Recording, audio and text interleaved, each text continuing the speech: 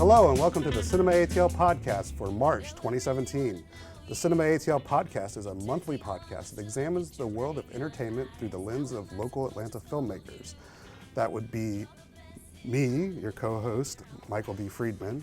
Me, your other co-host, Martin Kelly. And our special guest, Chris Tsambis. And Chris, why don't you just kind of introduce yourself to our viewers, since we are doing our second video podcast. Yeah. Our viewers and our listeners. Viewers and listeners, Yes, still, because I listen to it more than watch. Yeah. But it's only been on video once. I'm a local Atlanta filmmaker. I've known these guys for about a decade or so. And that's my story. I'm really bad at self-promotion. I want to talk about the topics. Well, but let's talk about the one thing you are working on most recently. You're shooting a film with Brett Wood. That's true. I'm shooting. This will be the third feature that I've done with Brett Wood. It's called. Do you know the name of it? Those Who Deserve to Die. Those who Good. deserve to die. Yeah, That's right. that's We Because I talked got it about wrong on the last podcast. I said for those that deserve to die, and it's actually just those. Those Who Deserve to Die. But And after our podcast, you guys hit the Kickstarter. yeah, we hit the Kickstarter. We've got the finishing funds to finish the Nice. movie. It's about 80% done, and so thanks everybody who donated if you're watching, and we hope to wrap it up in the next couple months. And what are the other features that you've done with Brett? With Brett, I did The Unwanted and The Little Death, and we also made a short called The Other Half, which is on the Blu-ray of, maybe it's on the Unwanted Blu-ray. It might be on both of them. And little known fact, or lot known fact, is that Chris is also in the band Eureka Failure, which has been kind enough to donate music to our podcast. Exactly. For Well, you guys have been kind enough to play it. About 100% of our plays have come from this. So No, we love the music. We love it. thank you. So if you want to engage with us on this podcast, we encourage you to. You can tweet us. You can tweet us at CinemATL, or my personal tweet verse is at Badger33. My Twitter handle is Marte_real1, REELONE. I do have a Twitter at Tsambis, but I don't think I've used it in years. But maybe I would if somebody tweeted He's me. lonely, so please tweet. And also, we'd like you to comment on this podcast on wherever you're watching it or listening to it. YouTube, SoundCloud, Facebook, wherever. CinemATL.com. Yep. And also share this podcast. Yes, please do. Please share it with as many Sharing. people as you can. Sharing is caring, That's right. as Charles said last week, or last month, sorry. Mm-hmm. So, as usual, we have our rundown for this month's show. We have, first we'll go into some industry news, and then we'll do our top three, which this month is our top three favorite monster movies. And that includes kind of a wide range of monsters, real monsters, not metaphorical monsters. So, You don't think Hitler's a real monster? You told me that. Yes. I couldn't choose Hitler. Well, creatures. How about creatures, yes. that? That's a better way to say it. Yes. Which ties into our in-depth review this month, which is Kong Skull Island. And then we'll go into a technique topic, and this month's topic is music and film, since we have a musician In with honor us. of our musician guest, yes. He'll provide some valuable insight, or Well, maybe some valuable some insight. deep, meaningful, transcendent insight. And then we'll wrap it up with the movie game, of course. I am the returning champion. After much You won controversy. one. You won one in a row. I do have a winning streak going. Thank you very much. Okay. But yeah, so why don't we just get into things? Sure. Yeah. Let's talk about some industry news. Yeah. It's our new industry new sound Yeah, effect. I'm I don't know how long composing the score for this show I here. don't know how long we're going to keep that sound effect, but Well, I'll work on it. So Martin, you had some stuff that's playing right now that you can check yeah, out, well, or playing it's soon. coming out soon. Yeah. Filmed in Georgia. One is a local production house, Triple Horse Studios, and Carl Horstman produced a movie called The Case for Christ. So that opens on April 7th, actually. Is that a faith-based film? I believe it is. The trailer is actually, it's about a real case, a true story about, trying to create a case for Jesus Christ as a person. So like trying to present evidence that he was a real person. So I believe it's based on a true story. I believe it's faith-based, but it's actually, to its credit, it doesn't really come across as strictly faith-based. Yeah. Is it? But it's narrative, not. I mean, it's not a. It's a narrative documentary. film. Okay. Yes, correct. Well, then there's a smaller film that's also coming out. Yeah, a little movie you may have heard of, Yeah. or maybe you haven't heard of this because they've changed the name every so often to kind of disguise its its connection to its previous film. But The Fate of the Furious. The F8 of the Furious. Oh, F8. F8. oh, yeah, F8. 'cause They actually it- spell it out, but they also Yeah. spell it It's F8. 8.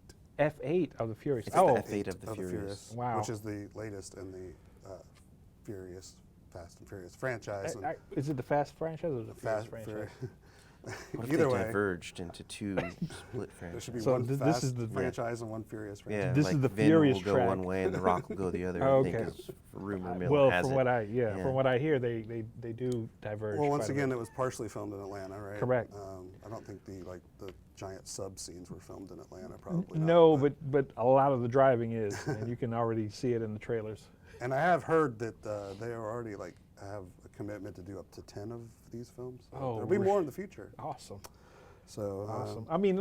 It's funny. I kid, but I actually kind of enjoy the Fast and the Furious franchise. I enjoy all the odd number ones, kind of like Star Wars. So you're Star not Trek, looking Star- forward to this one? I just made that up. Oh, It's not okay. really true. I watched 5 through 7 in one weekend. I liked them. Yeah. it was good stuff. They're much better than the other Vin Diesel franchise. Which one? Yeah, I I refused to be on the show. What was it, last month when you guys 2 were months like, ago, yeah, when we did. you're like, would you love to be on the show? I was like, yeah. And then you're like, well, we're reviewing Triple X, and I was like, I can't be there. I'm sorry, guys. In fairness, it was a fun show, actually. Yes. I'm sure it was. Also, another film opening later in April is called The Circle, which is based on a book by Dave Eggers I just saw the trailer. directed and co-written by Athens filmmaker of note, James Ponsoldt, whose other films include Spectacular Now. What was the really cool Sundance movie? What was that one called? It was like the about really the cool Sundance. about the edge. The baseball terminology. Remember? Oh. It's like Yeah, I about the don't remember. corner. It's Nick Nolte's in it, right? Yeah, Nick Nolte was in the film. It's Yeah. a really cool don't film, and I remember the name forgot of it. what it was called. But James Ponsoldt actually, like you said, he's from Athens originally, but now he's doing a lot of cool Yeah. indie films. And he actually, wasn't he one of the winners of the screenplay competitions? When He the was Atlanta Film Perfect Festival? Pitch. He won Perfect Pitch the Okay. year before we won Perfect Pitch, actually. And he obviously has gone on to do a lot of things. So I mean, what have we done with our lives? We've doesn't done have a a lot of podcast. things too. Yeah. He doesn't have a He podcast. doesn't have a that's true. podcast. Right. Well, we've done a lot of things as well, but I mean, his things include Tom Hanks and Emma Watson on The Circle. You get me. Yeah.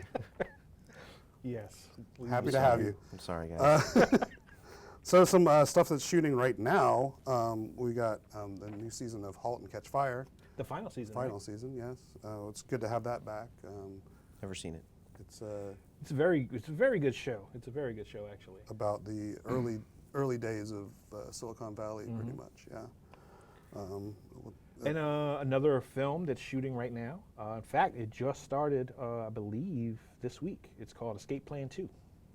Yeah, I'm excited about it. Do you remember Escape Plan? I liked it. I was sad that they weren't able to drum up more business with that movie. The Schwarzenegger, Stallone jail movie. Jail in space. There's no space in no it. space. No, The you're only having- space is- What is that?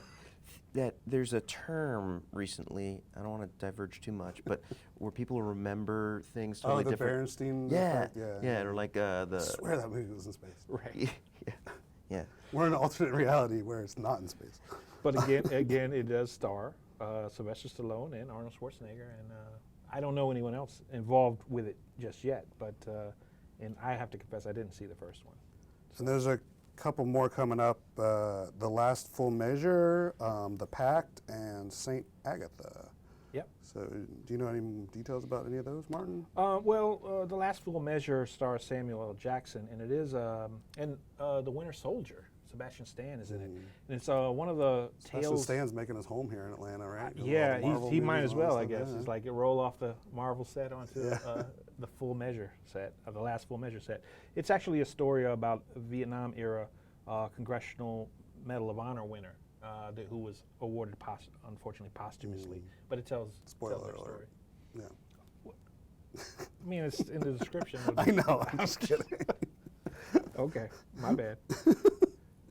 And then some other things that are going on, just in general in the news here. There's an update on Midnight Rider. Yeah, of course, this is not great news, but we've talked about it all ever since we've had the podcast. Is the Midnight Rider saga, of course, the death of Sarah, Slates for Sarah. They lost their appeal again, their third appeal, and it's been upheld that they were at fault. The production company, of course, led by Randall. I'm blanking on his name, Randall Miller, and so. They finally, I don't believe they're going to try to contest it anymore. Finally, sort of justice has been served, I think, in this case. Well, if anything good can come out of it is the awareness of safety on set. Yes, definitely. So, but on a lighter note, also coming up actually this weekend is the Atlanta Film Festival starts. So Yeah, 41st annual Atlanta Film Festival begins Friday. Awesome. And there's some local, there's a lot of local films in it. Mm-hmm. A couple of the films that we actually talked about in earlier podcasts are going to be playing there, including Matthew's Gift, which is a short documentary by John Watts, and Leaving Charlie, which is a narrative feature directed by Amanda Brooke Avery. So we talked about those in earlier podcasts, and we want to encourage you guys to talk to us about your film. Send us information about anything that you're working on, because we want to talk about your stuff. Absolutely. You know? So we can drum up more attention for your work, and then you'll get in the Atlanta Film Festival. Apparently. Exactly. Obviously, we're a good luck charm. If we talk about you, you're going to get festival play. Also, like another local film, a feature film, is The 12 Lives of Sissy Carlisle, starring April Billingsley, who has worked with us in the past, and directed by Fran Burst-Terranello. And I think that's there's several other local films, but there's also a lot of great movies. And outside of if that. you guys would have reached out to us, we could have talked a bit more about them. Exactly. So that should encourage you. Do you know of any that you're looking forward to? I don't, man. I've just kind of been a little out of the loop this year, but I always have a good time when I go. Absolutely. I'm hoping to go catch a couple movies. I know, is it Wonder Root does the locals only thing Friday night? Before opening night. Before so it's like opening Thursday night, night. yeah. That'll be actually tomorrow night. And I know that Drew Giles has a movie in there called Redneck Zombie. Redneck Zombie, And I'm looking forward to seeing that. But I don't think I can make it Friday. Well, and also probably by the time you watch this podcast, Friday will have already passed, unfortunately. But, Right. But yeah, we encourage you to check out the Atlanta Film Festival. The dates are the specific dates. Starting March 24th through April 2nd. So about 10 days worth of films, probably. And panels, don't forget. Tons. Go to atlantafilmfestival.com and you can see the whole lineup. And they also have a schedule of panels all through the week starting the 27th. So March 27th, I think starting like 9 in the morning, there's a full day of panels almost every day of the week. And parties and networking events. Exactly. We encourage you, if you're in the film industry, to check it out. Or if you want to be in the film industry. Yeah. All right. Well, that gets the news out of the way. Yeah. Now it's time Thank for What is next? The next is the top three. Top three. Top three monsters? Top three monster movies that you enjoy. Top three. Monster. Your My favorite three monster favorite monster movies. of Am I going first, or you time. guys going? Well, Well- let's like clarify again, just so everyone knows. We're talking about monsters that are creatures. creature I movie. mean, you know what's funny is I have Well, a cat named Monster and a cat named Creature. And that would be my top two, Okay, they're also but they're not movies. They're okay. just cats I was gonna say. so far. So how do we want to do it? Do we want to let him? We all go at well, the same normally time? what we do is we let the guests go first, and we just name our top three, and then I'll name my top three, Martin will name his top three, and then we'll discuss. And then we fight. then we fight. Wow, that would be a new segment. All right. I just say the three, and then we talk about it later. Yeah, I yeah. don't- Just say that your top three. I and don't explain it you in can any way. explain a little bit, but Right. we're going to get into more of the discussion. Well, once we two of the name top them. three, and maybe three of the top three are in, but two of the top three are in my top 5 favorite movies of all time, and maybe 3 of the 3 are in my top 10 favorite movies of all time. And I'll explain maybe why I had a little trouble with the top 3. But anyway, so we'll go with Alien, The Thing, and The Fly. Nice. And I just won. Nice. What do you guys got? You guys got nothing. Go ahead. Well, I've got Aliens. I was going to do that, but I needed to save one for. I didn't want to. Okay, double up. Aliens. 28 Days Later, which is a zombie movie, but it's still. It's actually they're monster. just infected. They're infected. They got the rage, right? The rage. And then Tremors. Tremors. Oh, okay. Now, are we naming 1 to 3, or because we usually do like 3 to 1? Is it ranking? Oh, we're ranking them. We usually do, yeah. But I'm so Ah, shoot. because I was playing. I did my top down. So I did You Aliens. did top down. You did 28 top Days down. Later. or you didn't. Tremors. Man, they're all. I mean, I would say at least 1A, The 1B. Thing and Alien are really difficult to separate, and then I would go with The Fly as number 2. Okay. But you know, Those I are really great. don't like ranking things at all. Those are great movies. I'm not the I'm gonna segment go for 3 to 1, traditionally. Okay. Be traditional. 3, very nostalgic, is King Kong 1976 version. Okay. 2 is Alien, original Alien, and 1 is The Thing. Nice. I almost was gonna cheat and say Aliens, or just Alien. And the thing is not the remake; it's the original. The Howard, not the old Carpenter original one. one. Sorry, the Carpenter one, the 80s which is a one. remake. When people say all Correct, remakes correct. are Yeah. shoot. No, Okay, there's We what no can I say? swear on this Oh, podcast. When people say that all remakes are dog shit, and they were like, especially when the Thing remake Right. came out, and people were like, oh man, that's not gonna be good. I'm like, well, you know, it's a remake of a remake, and it's Right. actually a prequel to a remake, which is a different thing altogether. Yeah, I heard a comment about the remake thing when The Magnificent Seven came out, and people were like, why are they remaking that? I'm like, well, Magnificent The original Seven was a is a remake of Seven Samurai. So, Exactly. I mean, there's only 3 stories, right? Right. True. Well, I mean, is it 3 or I is don't it know. more? It's maybe 7. There's 7. There's only 12 notes.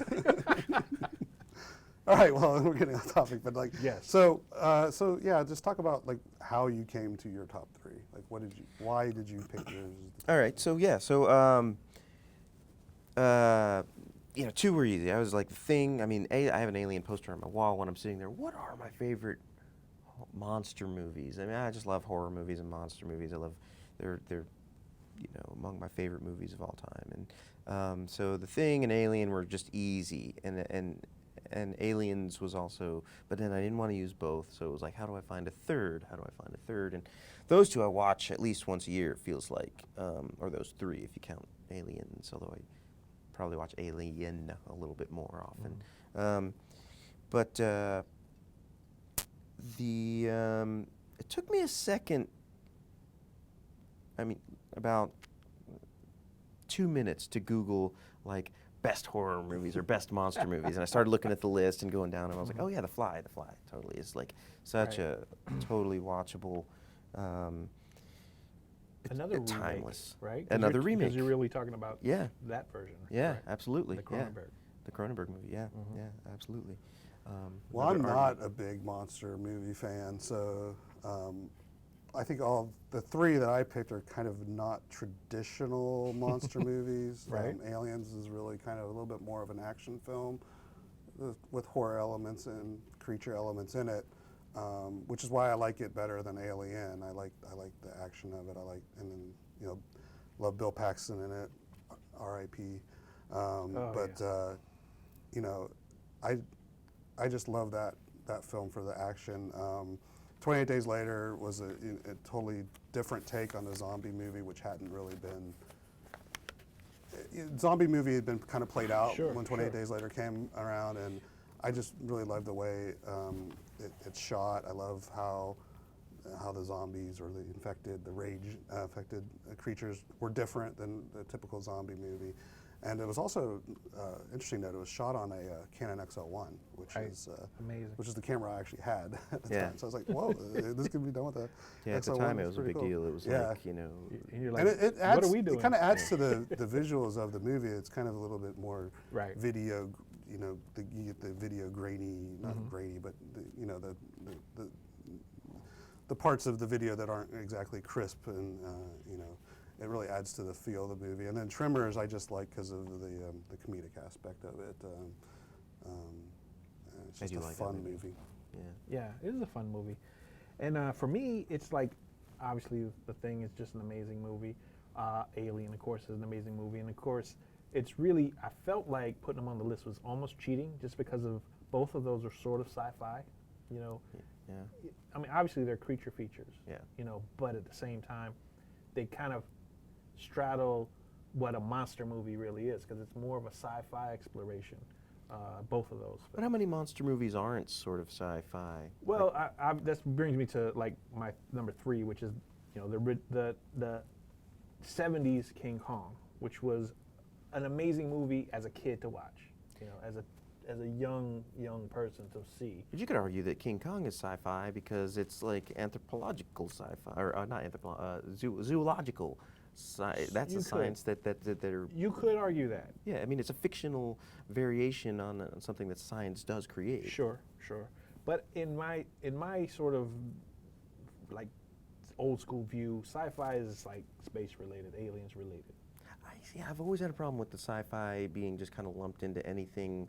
Like Star Wars to me isn't sci-fi at all. No, I agree. Star Wars is complete I fantasy. mean, Star Wars is in space, but it's Sure. complete fantasy. I mean, they're But there's elements of sci-fi to Star Wars too. I mean, yes. I mean, they're spaceships. I feel like sci-fi is a scientific concept that is explored through fiction, and I think the word just gets thrown around too easily. And I think even Alien isn't really sci-fi because they don't really like The Thing.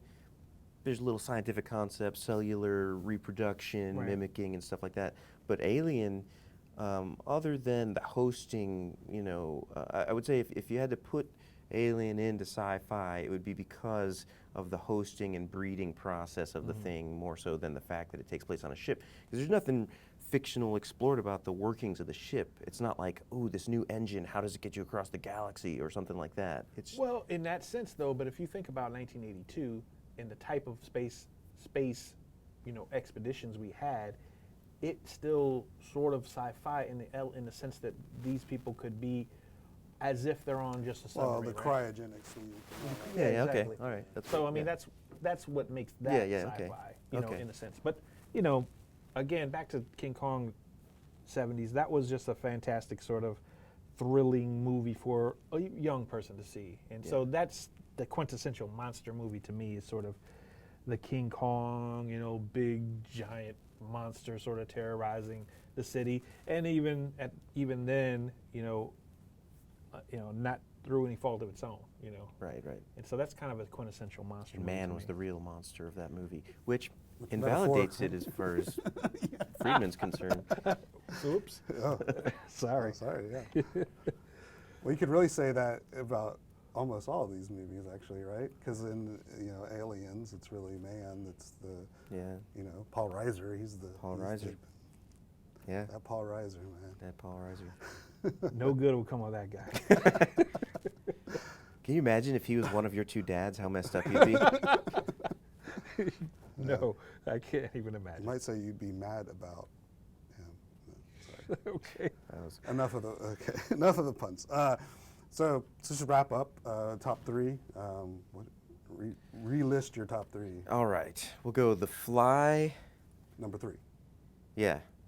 And then the Thinglian. Okay. Yeah. So I'm going to go tie, with okay. Tremors at the number 3, Okay. number 2, 28 Days Later, and number 1, Aliens. Nice. And I'm going with number 3, King Kong, 1976. Number 2, Alien. And number 1, The Thing. Good one. Well, great. It depends on my mood, but I might go that way too, really. Only because Ridley's, because Yeah, yeah. he's kind of. But we don't even want to go into, like, are you looking forward to Alien Covenant? But Well, I'll say this about Alien.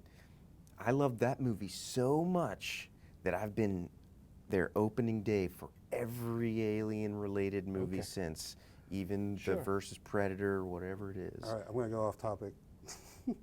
Alien 3, what's your opinion of it? It's all right. It's got an I alien like in Alien. it. I I love like it. Alien 3. The only thing I dislike about Alien 3 is the fact that it kind of invalidates It does aliens. invalidate. It's sort of like a big, long version of, and on the way home they died. yeah. Spoiler warning. But as far as a movie, I actually enjoyed it. And it's Yeah. David Fincher. And I cool mean, stuff. I'm not, like, super hot on it. It's fine. It's fine. Now the other one, the Resurrection one. There's parts of it that I like too. I mean, the underwater stuff is beautiful looking movie. It's got an attempt at cool characters that never really fill it. But there's good things about all of them. I Sure, honestly, you sure. put that alien on the screen, I'm happy. It's sort of like the John Williams score in Star Wars. You're just like, oh, whatever. I don't Right. care what happens after that. Even if you're Which just is why I didn't sampling like them. Rogue You're One. just sampling Over. them, but it's okay. Well, we're not here to talk about sorry. Alien Yes. this month. We're here to, well, The for big movie review. The big movie review. Big movie review. Big movie review. The big I did the thing right on the right on the like I loft. said I There you would. go. Nice. This month's big movie review is Kong Skull Island. Came out a couple weeks ago. Kind of the first big blockbuster of the early summer. Sure.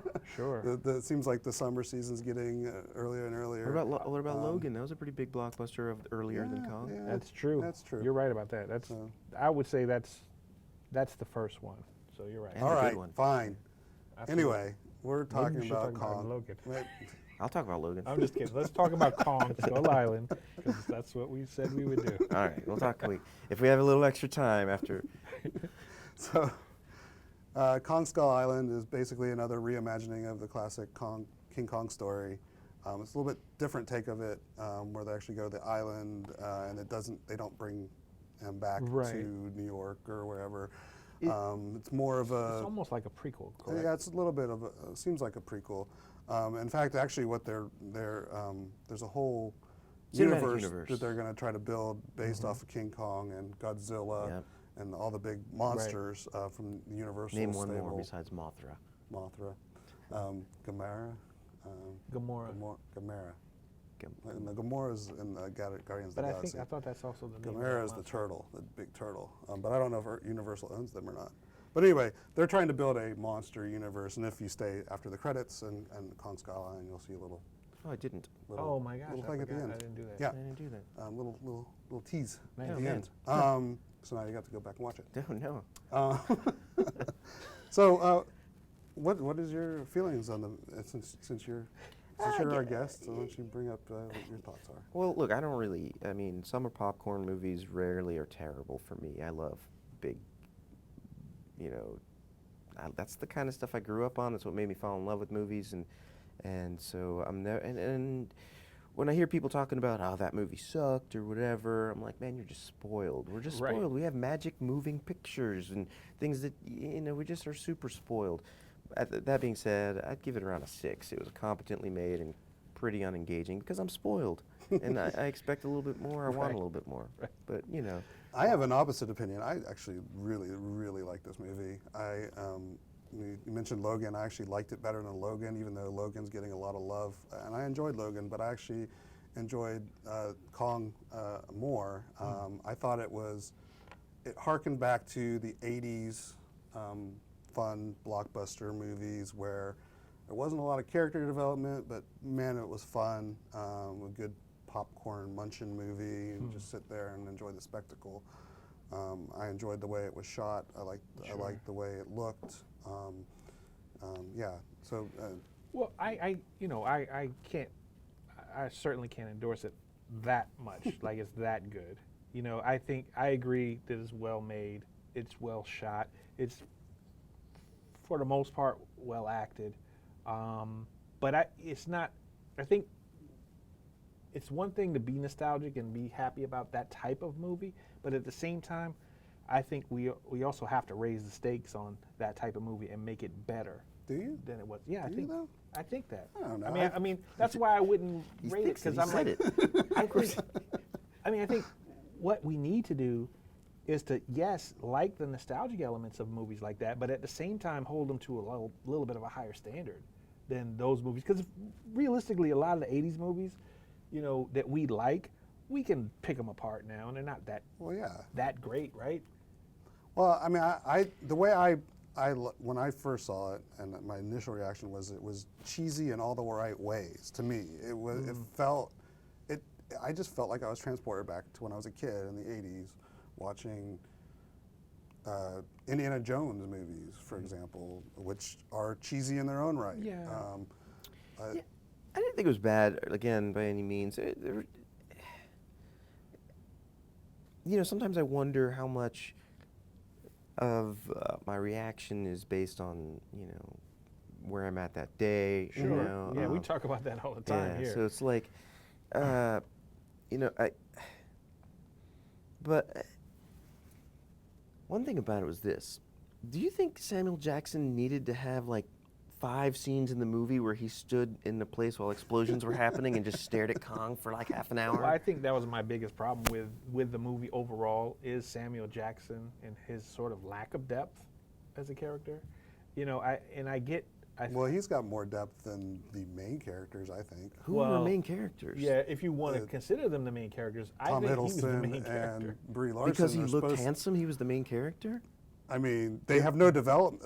They have no character development, but they are the main. I thought Sam Jackson was the main character by far. He was the only one with an arc. I mean, not that I really appreciated him that much, but he had I did appreciate at least the attempt of making him a villain with an understandable and even noble, like, reason to be the way he is. But I thought it was still sort of wore thin, even that. But you're saying the two, like, hotter, sort of like trendier stars are supposed to be they're the typical leading man and woman. But did they seem like it to you? They didn't to me. Yeah, why do you say that? Well, I really want to know. Is it a race thing? I mean, no, it's not a race. Oh man. No, it's a marketing thing. They're the trendier stars right now. I mean, Brie Larson. They're set up as the archetypal guy. But even John Goodman seemed to have more of a stake in the movie. So I totally agree that they have no character development whatsoever, but they are the archetype for the heroes of the film. Sure. They're the ones that saved the day at the end. They're the ones that lived through the whole thing. Did they save the day at the end? I mean, spoiler, whatever, but I don't even remember it. That's how engaged I was. You're technically right, because if you know this type of film, they save Kong. The military guy is never the hero. Okay, the outsider is the hero. Even the disaffected outsider, like he's supposed to be. He's supposed to be an Indiana Jones type. You know what I mean? And the way they set him up and the plucky when they first heroine. introduced him. I agree. They were supposed to be the main characters, but I mean, really, if you're watching it just structurally, like, who starts and ends the movie? It's John C. Reilly. No, and I mean, not John C. Reilly in terms of like he's not the actor that starts the movie, but his character lands on the island, and then he's the one that we follow. Like, he was likable as he ever is, but I really didn't care about his reunion and things like that because Well, that part of it, but I did think he was probably the best part of the movie in terms of outside of Kong and action. You know, I thought John C. Reilly was he's very entertaining. He's the comic relief of the film, right? Although I would say that there was one character that I did enjoy a lot was, and I didn't even know this actor, Thomas Mann, who played Slivko or whatever his name is. He was like one of the grunts, but he was a little bit more. He was also a little bit of comic relief as well, and he has a little bit of an arc. And I really enjoyed his work in the film. I thought, I was like, oh, this guy might be somebody to watch. No, have you not seen Me, Earl, and the Dying Girl? I have not seen Me, Earl, You need to see that. That's a very good movie. I don't watch Very good movie. He's the star of that movie. It was a Sundance film from a couple years back. I remember hearing about it. But yeah, no, I mean, I will admit, and like I said, it's to me, it's not about the characters and their development. It's more about the action and the fun. To me, this movie doesn't stray off of the action path. Every scene is action oriented. I didn't feel bored at any time, which could have easily happened because the characters aren't engaging enough. And even like the characters like, that John Goodman plays and Corey Hawkins play, Right. you think they would have a bigger say as the scientists trying to, but Right. they've got an ulterior motive that doesn't really ever get explained more than just, hey, we're trying to start a monster Corey movie. Hawkins and the Asian girl. The Asian girl was kind of Both of useless. them were totally wasted. Sure, like, absolutely. I mean, Corey Hawkins, great, I love him, but he had nothing to do. There was nothing to do. No, in they were just sort of, they were following everybody else. Yeah, and they that was didn't- their purpose in the movie. Especially was to follow the her, other- she didn't do anything. I know. And in fact, they introduced her like in the middle of the movie. And you're like, who's this? Oh, Yeah. Yeah, she was Here's this Asian basically girl. She's the Chinese financing.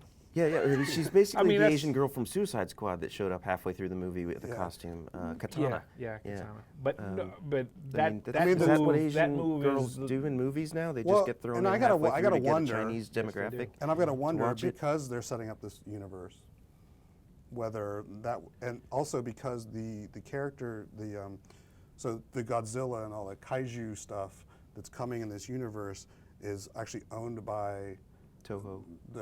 that company, and they're doing this in partnership. I was just kind of wondering if they shoehorned her in there to establish the connection and bring an Asian character into the film to Oh yeah, to and bring I've seen about that happen more a thing. lot lately, and it's Yeah. like I'm trying to. I can't even remember off the top of my head, but I mean, I don't mind it because I like more diversity in casting. I mean, that's been my Sure. my whole thing for years is we need more diversity in casting. But it's kind of sometimes it feels It almost feels bad. like whoever financed the movie said, "Hey, you got to put Yes. my daughter in this or It whatever." feels you real know what I mean? cynical, Like, really. Right. Like it's like, okay, we need an Asian Yeah, person it because we does. need to open big in China. Right.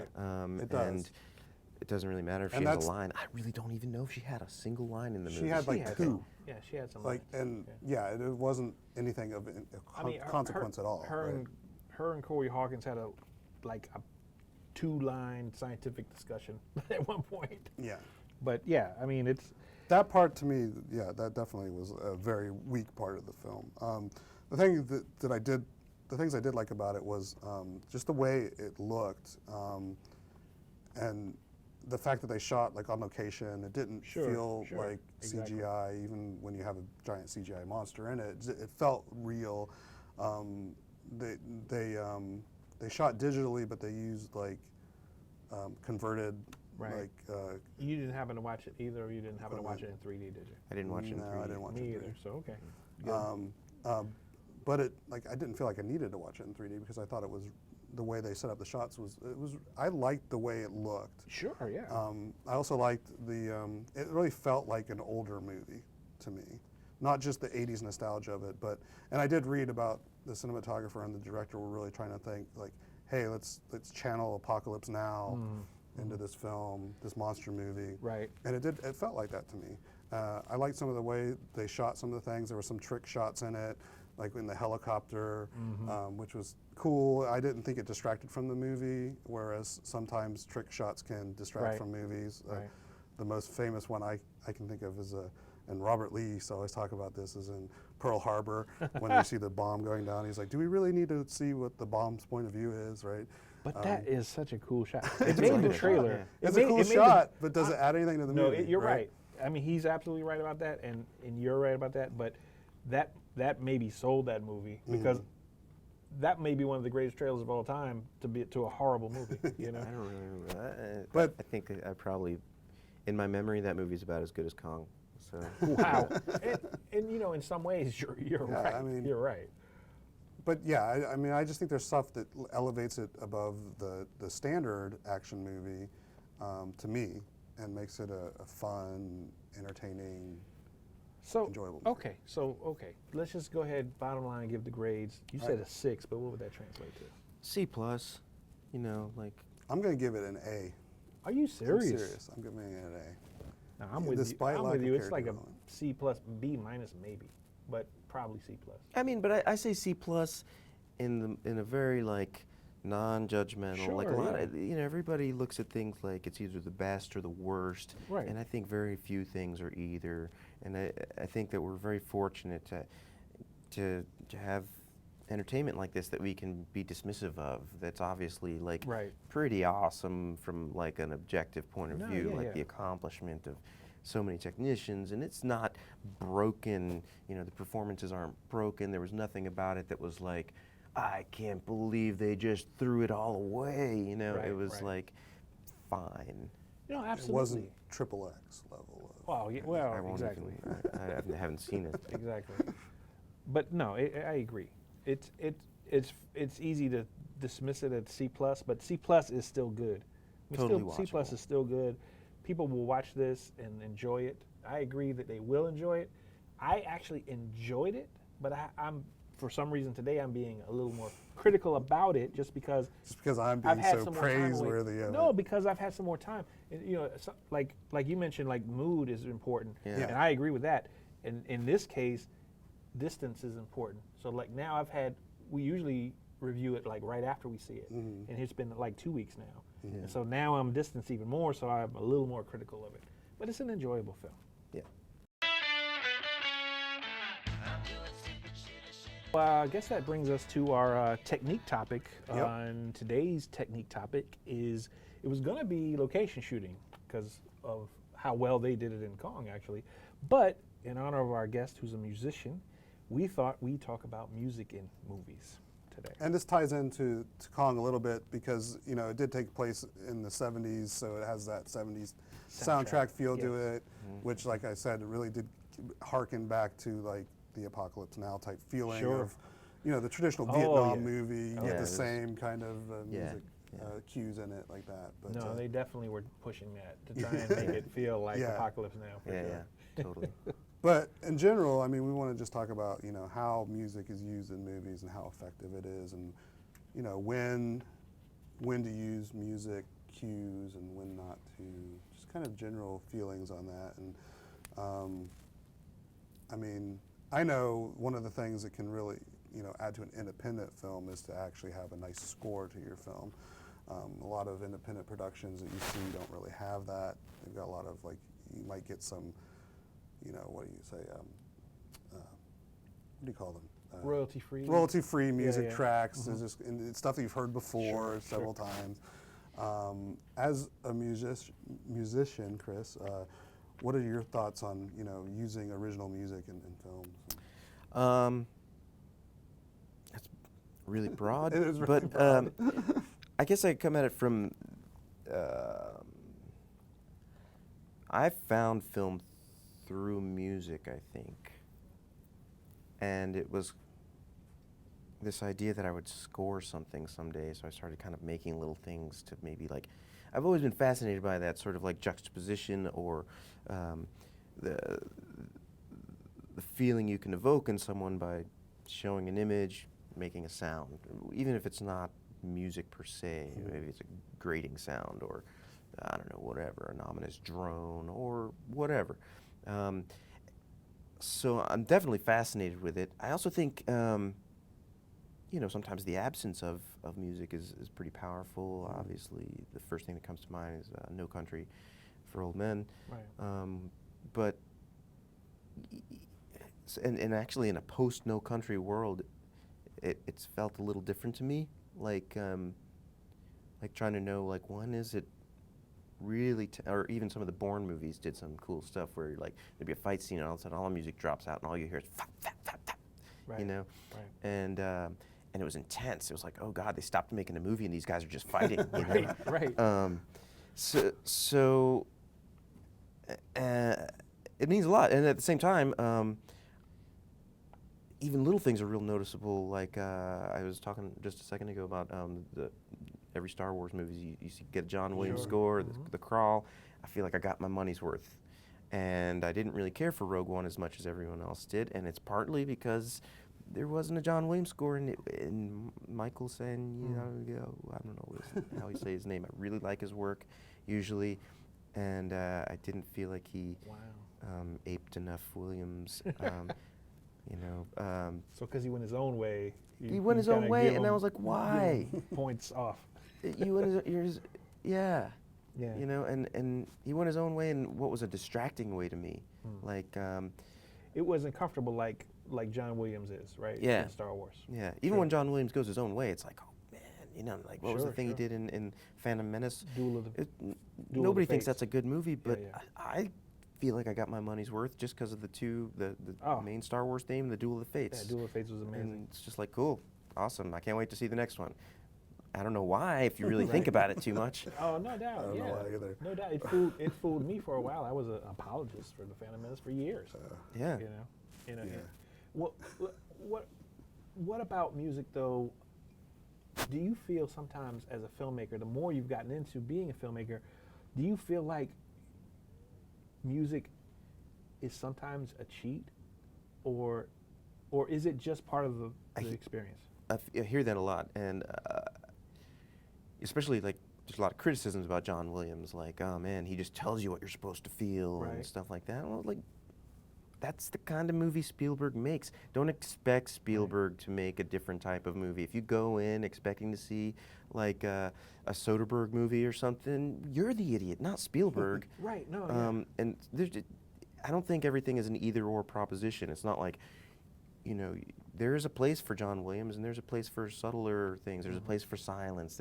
They're all different tools and they will work for different people at different times. Because speaking for myself as a movie fan, I am a sucker for the music. Yeah. That pushes you and moves you. You know what I mean? Totally.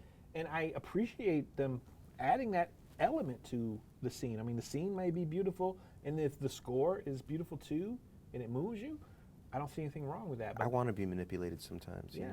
Well, it's interesting. I was like watching a movie the other day, and I don't even remember what movie it was, but there was a really like intense like horror scene, and then you hear the violins with their little, and it's interesting how that little cue alone can tell you, oh, something, the shit's about to go down, right? Oh, yeah. So to me, it's like, what is it about music that gives?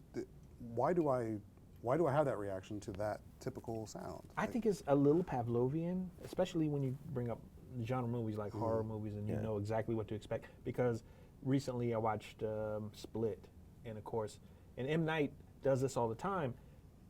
The scare is just the stab, the orchestra stab, and everyone knows to be scared at that because they hear it. Not necessarily anything. It's about where you place it, though. It's about anticipation.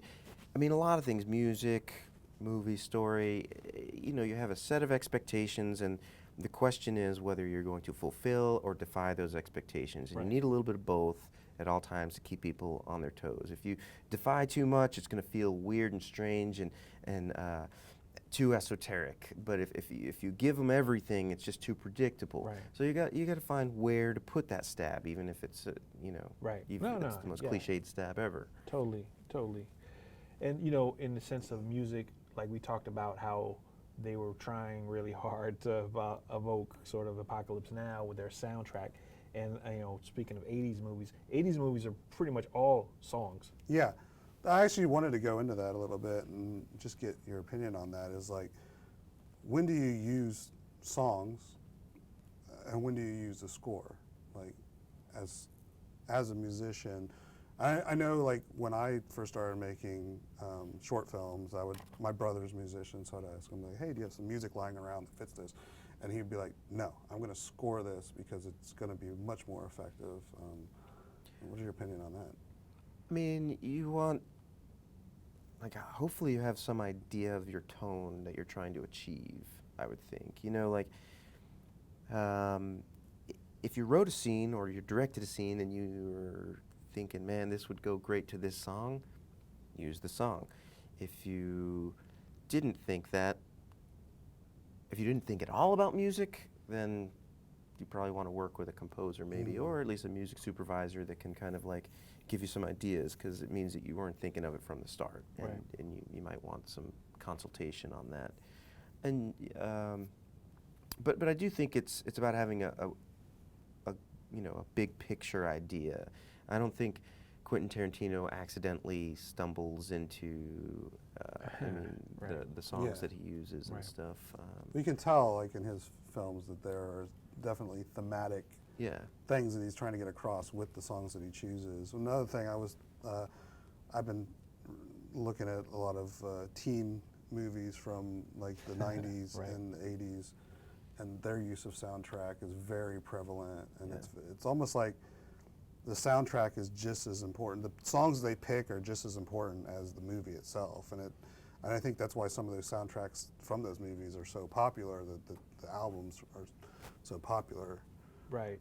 Well, I think the genre is also a key. Like, cause you probably wouldn't expect film, you know, obviously period piece. You're probably expecting more score than Right. than songs, whereas a teen movie, you know, part of the teenage experience is music, and so it's really important to sort of match that. You know, and like recently there was a film that was a very 80s throwback called Soul Searching, which is about Korean kids, and this is true. They used to go back to Korea to learn how to be more Korean. They were Korean Americans, right? But their family sent them back to Korea to be more Korean, but it was still a teen movie, so the soundtrack was all, you know, songs that were hot in the 80s, and it was perfect because it sounded just like a John Hughes movie, because John Hughes always infused his movies with a lot of great songs. Yeah, I think it comes back to that expectations thing, and whether you want to fulfill or defy those. I mean, because you're right, period pieces don't usually have rock soundtracks, but A Knight's Tale did, and Sure. turned out to be pretty good, I thought. I Right. mean, most people would dismiss it just based on premise, but it's a I decent love movie. the night. Yeah. I love No, that Nice Tale's very good. Yeah, but so I think it's intention, and also obviously with intention comes the awareness of the tropes and expectations that you are either attempting to fulfill or subvert. Right. Yeah, so like tropes aren't necessarily a bad thing No. if your intent is to achieve that emotion, right, out of a It's a viewer. shorthand. I mean, you know, you have Right. 2 hours to tell a story. You got to use some shorthand to talk to people. Well, and then like film is a visual medium, but it's also an auditory medium, absolutely. right? So half your film is heard. You know? Correct. Correct. So, I mean, we could talk all day about music, especially if we wanted to talk about like favorites and things like that. But, you know, we're trying to be mindful of podcast length. So, should we sort of wrap it up and give any like Yeah. final thoughts about Yeah, I about mean- music? So, like, you know, what's the final word? I What mean, should filmmakers know about music? and do you have any words of wisdom? I think what you said earlier is to have an idea, have a game plan. Yeah. Have an idea of the type of music that you think is gonna match tonally to your film. Yeah, I guess what I would say is that if you're writing a film, or writing a screenplay, you don't necessarily have to spell out Right. the music that's going to be there, but it should be within, a thought of what you're seeing your film as you're writing it, but you should also be hearing it as well. Totally. I think. Yeah. I agree with that. And the same, even if you're not writing it, if you're, you know, responsible for it in any way, like Yeah. directing, specifically directing, but, and as a director, I would try to communicate these ideas as early as possible to other key people too. You know, you want at least to get, I've known directors that'll give you like, you know, Brent Wood gives me pieces of music to listen to, and puts temp Yeah. stuff down Right. and things like that. Well, I've heard about directors giving actual like mixtapes to actors and stuff to get them in the mood. Like Absolutely. the show Legion, which is on FX. Noah Hawley, the showrunner, the director of it, gave his star like he said like hours of like Pink Floyd music and Yeah, just lots of actors I tones and stuff know, like that. their kind of zone thing that they do is like, you know, before a scene they've got a playlist or something that they're listening to, or maybe they just do that so people leave them alone. Sure, that's a good way to do both. But Yeah. Cameron Crowe actually, Oh, yeah, you know, obviously. he actually plays music for the whole crew before they shoot scenes.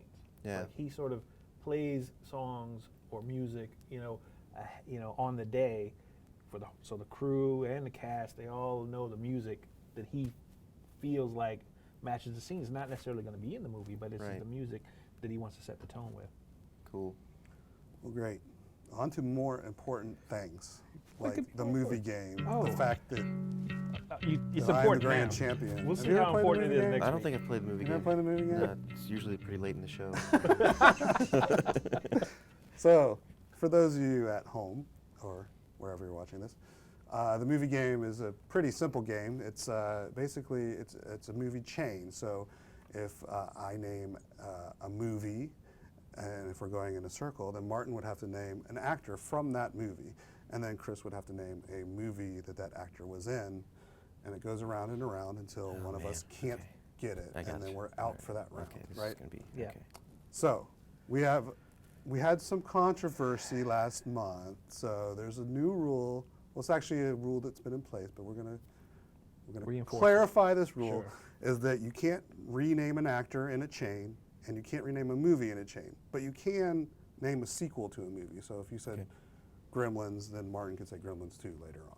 Yeah. Okay. But for a chain. So if we stop at any point because somebody gets eliminated and we So if start, Zach we start a new Galligan chain. and you're like Gremlins 2, what Yeah, else is Right, there? right. Yeah. Exactly. Okay. So that's the rule that we're clarifying. I right got you. now. Okay. And also another rule that people might not know, we've done it before on the game, is the challenge rule. You can challenge if you don't think the person actually knows an answer. We might start limiting the challenge rule to like maybe once per game or something like If that. you think someone doesn't know the answer, like if Like they're if- hemming like- and hawing too long. Well, no. If Martin would say like this obscure movie that there's only really one name actor in, I could be like, challenge Martin, name another actor from that movie. It he would go thinks I back to can't. him. If he, Okay. I think he can. I gotcha. Okay. Or like you can't name another movie Yeah. that somebody was in. Okay. Like, you Well, like we got challenge- to X-Files last month, Yeah, and it was that was like where really this kind of all hard came. because they were like in X-Files. X-Files, the only answer, X-Files 2. Right. But X-Files, I would assume, is Fight the Future, Yeah. not. Well, there's obviously there's. All right, like, moving on. Let's get off the Anyway. X-Files. Let's hope the X-Files doesn't come up this time. Since you are our guest, you get to name an actor or a movie first, and then we'll go in a circle. I'll go after you, and then Martin will come. All right, cool. Ready? Don't say X-Files. Damn it. Okay, give me a second then. Okay, ready? Yes. The Thing. Oh, Jesus. Oh, I mean, I guess what's his name? Are you serious? Are you thinking about McCready or what? No. I'm trying to think You want of to his get? name. You're gonna trying to get weird with it? No, I'm blanking on the name. Good. I win. What's his name? No, you just First time to go. eliminate him for now. Frickin' A. Yeah. I mean, how long do you get, Mike? I don't know. That's it, I think. Okay, I'm blank. I'm totally blanking. Your turn. No, you start again because he got eliminated. So it's just between you and Who I. am I in this thinking of? round. The main actor. What's his name? Wilford Russell? Brimley? Kurt Russell. That's what I was thinking of. Jeez, why was I? Okay. There goes my streak. I get to Okay, go again? So I'm eliminated, so now it just goes back and forth between Okay. you two. Yeah, All you right, get all to right. start. All right. God, this is gonna be terrible. I'm gonna lose it. You're gonna be good at this, aren't you? I don't know. You haven't heard the movie game yet? Aliens. I'm just gonna make it easy. okay. Yeah, Yeah, that's we'll cool. start easy so I don't get killed. Bill Paxton. And I name another movie with him in it. Yes. Correct. Club Dread. Whoa! Wow. Pina Colada Burg. Club Dread. Oh, I shouldn't get I might have won. Oh my God! How long do you get? I don't get very long, so what year? gonna was that? challenge me? What year is Club Dread? Was it like 2005-ish? Do I have to answer Nick that as part of the Offerman, challenge? right? Huh? Nick Offerman? Nope. It's not one of those. Who's Nick? Nick Offerman's the guy from Parks and Recreation. Oh, yeah, close. isn't he part of the Broken Lizard crew? Nope. My bad. Ooh, I would've Okay. said Jay So you won the Chandrasekhar. first round. Jake. Oh, okay. Chandrasekhar, yeah. Or whatever his name is. Chandler. Yes. Okay, cool. I knew another. I know who you're thinking of, the guy that played Farva, but that's not Nick Offerman. You're right, It's, you're right, it's the other Damn, guy. I just My bad. won. Okay. This is a really He's not bad a movie Broken game. Lizard. This is This a really is bad really movie bad, game. yeah. Sorry, guys, I'm good at this. I guess let him start. We'll let you But start go this again, way. but we're going this way. So Martin, you're up. So let somebody else start. I want to try to, get All it right. back at some point. Let's Which way are we see. going? That way? Yeah, we're gonna going go this way now. Ordinary people.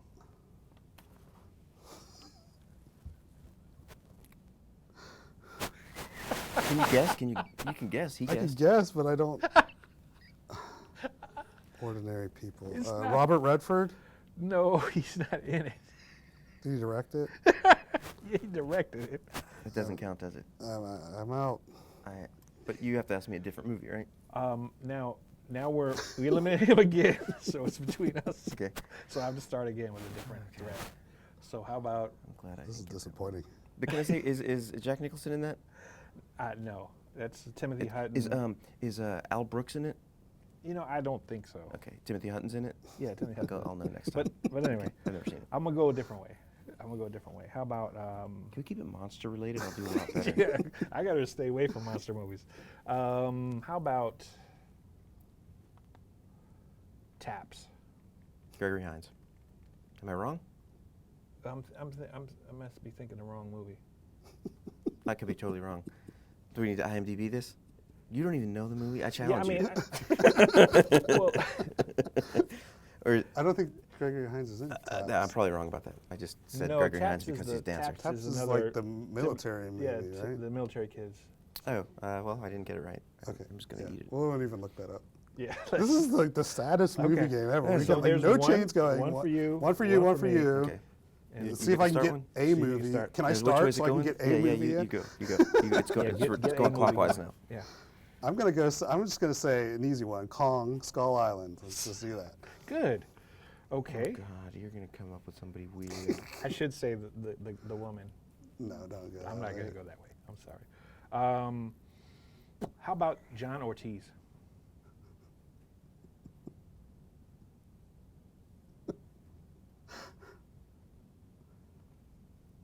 Do you know which character that was?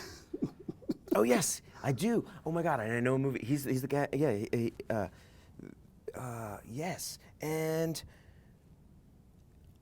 oh, man, I do know exactly who that is. But I don't remember where I've seen him before. I'm not going to waste anybody's time. Moving on. Okay, so now it's just us. Yes, Martin. Okay, name your obscure movie or actor. Oh, okay. Logan. From the 80s. I don't know. I don't get to play this now, do I? I'm gonna say But if you win, we have to have a tiebreaker, right? Right. Kill him. Steve Merchant. Table 19. You win. Challenge.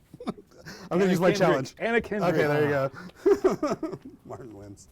All right, cool. Good for you, That man. was the worst movie game If you would have ever. stuck to monster movies, Well, I I know would have that. destroyed you guys. But you Why see, did- it's a game. There's strategy, and I know you know monster movies way better than we do. But I made it easy for you guys. I tried to make it easy too. I said Kong Skull Island. He You wanted says to make it Table go, and 19. he was I mean, like- what the hell? I've never even heard of that movie. It just came out recently. It's in theaters right now. Mm-hmm. Sort of. Okay. It's in 2 theaters across the country. It's In- actually in one of Ogden, those- Utah. And No, it was at Phipps. I saw it at Phipps Plaza. So All right, well, All right, well, look up Table 19 and learn more about it. I like Anna Kendrick. and we like Anna Kendrick on the show. She's Well, supposed she's not. She's been gonna come? She's I not hope been so. on our podcast yet. to. She hasn't been on yet, but she will. All right, she's been in Atlanta quite a bit though. Right. And so she should come out to this Do you podcast. think she'll see me saying I like Anna Kendrick? Because that's Probably. embarrassing. Probably because I know she watches.